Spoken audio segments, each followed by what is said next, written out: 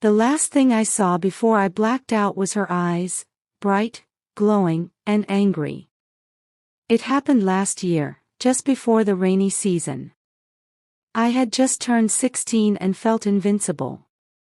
My friends and I often heard stories about Mami Wata, the water spirit, but we thought they were just tales to scare children. We decided to spend the afternoon by the river, the one the elders told us to avoid. The day started out fun. We swam and played games by the water. The sun was shining, and everything felt normal. But then, the sky darkened out of nowhere. It was like someone had flipped a switch. The air grew cold, and the wind started to howl. That's when we saw her. She rose from the water, her long hair flowing around her like a dark halo. Her skin shimmered, and she wore a dress that looked like it was made of silver fish scales. She was beautiful and terrifying at the same time. We all stood there, frozen. She stared at us with those glowing eyes. Then she smiled, and it felt like ice running down my spine.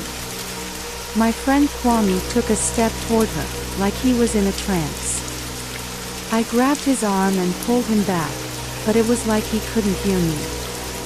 The others started to move towards her too, their eyes blank. I screamed at them to stop, but they didn't listen. I picked up a stick and threw it at her, but it went right through her and splashed into the water. She didn't even flinch. She raised her hand and pointed at me.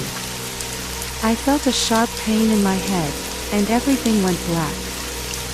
When I woke up, I was lying on the riverbank, soaking wet and alone.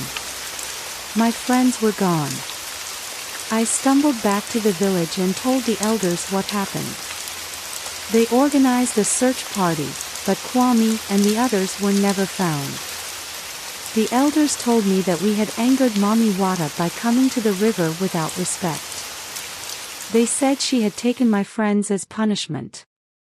I wanted to believe it was just a nightmare, but the empty looks in my friends' eyes and the sharp pain in my head felt too real. Now, I never go near the river. At night, I still see her in my dreams, those glowing eyes staring at me. I hear her voice, soft and cold, calling my name. I know she's waiting for me, and I fear that one day, I won't be able to resist.